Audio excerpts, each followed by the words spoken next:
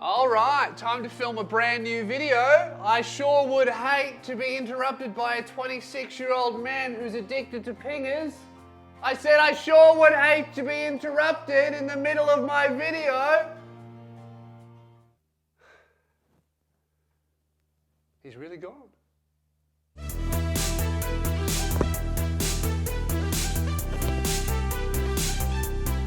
G'day cunts, welcome to a brand new video. My name's Lewis Spears. Subscribe if you're new, because today we're taking a look at my favourite field of journalism, and that is white lady problems. That's right, my favourite. Brought to you by single women with journalism degrees and nothing to show for it other than crippling student debt and a bad haircut. Today's headline is "The Karen meme is everywhere and it's mired in sexism." Mired? Who the fuck uses that word? What are we, in a swamp? What is this? Are we in an alternate reality where Shrek was actually about sexism? What are these women doing in my workplace? Dude, imagine spending 4 years of your life and $40,000 just to end up writing a glorified blog post about the name Karen and then getting no engagement. I'm not talking about link clicks and comments, I mean them ever finding love and getting engaged. It's just not happening for these women. Don't you think it's sexist to criticize women who are rude to retail workers for no reason?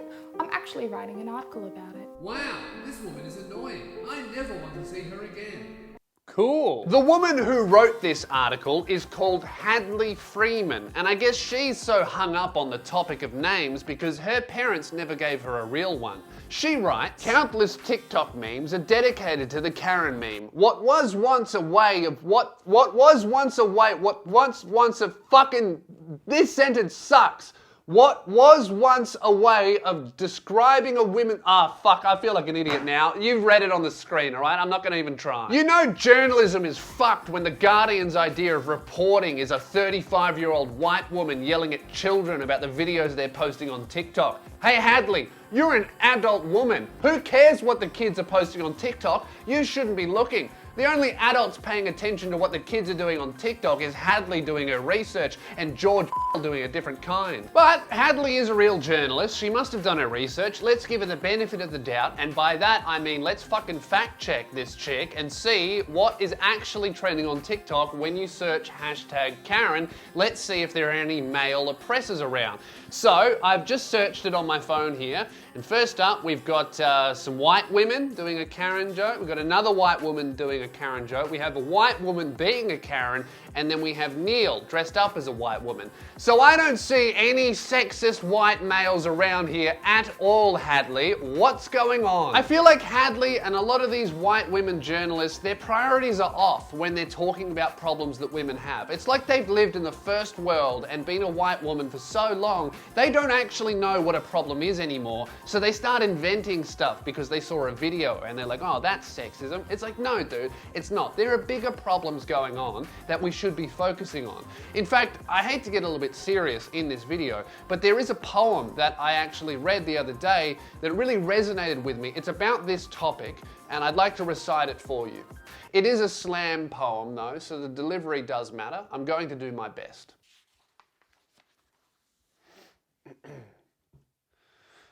Yo, we can start worrying about memes on TikTok after we fix the third world issue of dudes chopping all the clits off.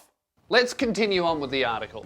Hadley writes, "Truly, few things warm the heart like the palpable excitement of men when they find a new misogynistic term that they can lob at women with impunity." Nailed that sentence, didn't I? Unfortunately for Hadley though, the Karen meme was not started by men, and it's really not used by men all that much. The Karen meme was actually created and popularized by black women on Twitter in response to white women calling the cops on black men for little to no reason. It's actually a word used to fight against racism. It's not a sexist term, it's a stereotype of a woman who will call the police on a black guy for making eye contact with them, and then it also morphed into this character of women who walk into a retail store and treat the workers there like shit. And most retail workers where women shop are women. The fucking meme was started by black women, popularized by black women in response to racism, and then had the added meaning of impoverished fucking retail workers having to deal with women like Karen shit. It is not a sexist meme. In fact, I think that it's anti-racist and anti-classist. But what do I know? I'm just some cunt in between two tables. But at this point, I'm just having fun, so let's continue on with the article. Let's see how Hadley tries to spin the Karen meme from black women using it to criticize racist white women into sexist men who hate women. Sexism. Karen is a woman's name. Ageism. Karen, as we have established, is a mother, one with multiple children, as Vox put it, and as we all know, Vox is a very trustable source, not biased at all, and only tells the truth. So sure, chuck it in your fucking article. So, we're probably talking middle age here. Middle-aged women? Ew! Yeah, bro, that's what every male thinks about middle-aged women. They think they're gross. Ugh, yuck! A 40-year-old woman, menopause, gross, yuck. No, that's not what we think, all right? We all have mothers, and unless yours was Casey Anthony, I'm pretty sure we all like our mums. Men don't think middle-aged women are gross. That's just not true. If men thought middle-aged women were gross, Pornhub would have to shut down. That's their most popular category, gone. Lisa Ann never would have become famous. She would have ended up wiping windshields on the fucking highway if men thought middle-aged women were gross. Teenage boys as well. We love middle-aged women. I don't know why I said we. I'm 26 years old. What I'm trying to say is I used to be a teenage boy. I know what goes on inside that head. I used to own one, right? If you had a look inside the mind of a teenage boy, this is what you would see. MILF, MILFs, MILFs, MILFs, MILFs, MILFs, hungry, I want to buy condoms, MILF, Barrett, I should buy a t-shirt from bluespears.com/merch. Finally, class. Whatever connotations the name Karen might have in the US, in the UK, the name is not posh. Well, sorry Hadley, I know your name isn't real in any country, but the US came up with the Karen meme, so we're gonna use their meaning. That's how this shit works. When they create a word, we all use it how they use it. It's not, I know you're from England and your whole thing is invading and destroying other people's countries and changing it and trying to make it like England, but that's not really how the world works anymore. America has the nukes and you're still using your fucking boats. They're the big dogs now. You can't change everybody else. Changing other people's culture just because it doesn't fit in with yours, I mean, that's how racism works. We have to respect everyone's culture no matter what they do. Unless, you know, their culture involves eating bats, in which case we might have to do a little bit of tweaking. Why is it that every time there's a new meme, all of these fucking journalists come out and try and find some deep-seated, secret, insidious meaning behind the surface? There's nothing there. It's not that deep. It's a fucking Karen meme. It was created by black women on Twitter to criticize white women for being racist, and then it was adopted by retail workers to criticize wealthy white women coming into their store to ask for a refund for the Zinger burger they've already eaten. It's not that deep. That's it. Are you really that out of touch with fucking reality? All these journalists sitting in their office buildings, they're that out of touch they think there's secret meaning to everything? Sometimes a meme is just a meme. Relax, cunt. Besides, some names just have connotations attached to them. Everybody knows that. Some names just have a vibe about them, and they're very, very accurate. To prove this, on my radio show that I used to have with Luke Kidgel, we would play a game called the Name Game. We would get listeners to call us, we would not know their names, we would ask them 3 questions about their personality, and we would use those questions to guess their name, and we got it a few times in a row. This is science, ladies and gentlemen. She sounds like Jim. She sounds like Stacy. He might be Dave. She might be Jane. We'll guess your name. We'll guess your name. 13 10 60. The Name Game. My first question, I'm going to use an advanced form of Luke's technique. Is your grandma called Postman Pat? No. No. Okay, see how I knocked that out in 1 question instead of 3? Second question, what kind of haircut do you have? Oh, very short. Very short, okay. And final question, iPhone or Android? iPhone. Right. So, I'm thinking short haircut. Yep. Grandma's not Postman Pat. Definitely iPhone. I'm going to guess, is your name the third most common male's name? Daniel. Oh, you're kidding me. You got it.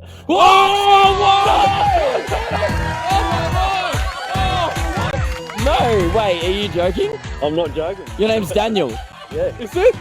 Yeah. Oh, I man. can't believe it. Did we get it? Producers? Oh, I got it. Oh, man. I can't believe you're going to win. 1-0, Luke Kisnell. I told you I was going to get it. Postman Pat is not his grandma. He's got a short haircut and he uses iPhone. That is a Daniel. See, some names just have connotations attached to them. I've written up a list of names and connotations attached to those names. I'm gonna go through them. That's how we're ending this video. Karen, bitchy mum with a bitchy haircut. Darren, man in a singlet who beats his wife. Damo, similar to Darren but much more fun. Also doesn't punch his wife, just punches dust. Sharon, female Damo. Sharon is the life of every party. You have to have her at your house party. If you're throwing something at home, you got to invite Sharon. However, at the end of every party, you will have to drive Sharon home because Shazza gets on it hard. Phyllis, very unattractive woman. Gemma. Now Gemma is a horse girl. Glenn. Now a good Glenn blends in. You know, he's a bit of a background character in life. No one's paying attention to Glenn. He's like that character in a video game that's grayed out so you know you're not supposed to talk to him. No one's really looking at a Glenn. He could like fishing, he could like fucking kids. We'll never know. No one's paying attention to Glenn. George. Now George is a great guy. You can trust him with anything. He's a good mate. You know, he'll look after your girlfriend. You could loan him money. He'll definitely pay it back. George is a great guy. You can trust him with anything. George Pell, maybe you wouldn't trust him with your kids. I'm not saying anything, I'm just saying maybe. Samantha. Now Samantha is this generation's Karen. In 30 years, she's gonna grow up and be an asshole to retail workers. But for now, she's asking the teacher for extra homework, dobbing on you when you're copying from your mate in a test, and all around being very annoying. Eugene, absolute nerd. Lewis Spears, massive sick cunt. Ocean, Savannah, and Harmony. Shitty parents, smelly armpit. Crystal, hates her dad, also a stripper. Muhammad. Now Muhammad, well, guys, I'm gonna leave it there. Thank you very much for watching. I've been Lewis Spears. If you're new, why don't you subscribe? I'm pumping out a new video every couple of days. If you're a returning viewer, thanks man. Welcome back. Give me a thumbs up. Or woman, I don't care. That was a non-gendered man. I appreciate you guys watching my shit. If you want to support what I do, check me out on Patreon. You get early access to my videos. There's a Discord community that's really growing. We've got some cool events that are happening in there as well. On Easter, someone organized a fucking scavenger hunt in Minecraft. Awesome, and I'm in there as much as I can as well. It's really, really great. So if you want to support what I do and get some cool shit as well, Patreon's the way to do it. All right, you've been great. I've been Lewis Spears. I'll talk to you soon.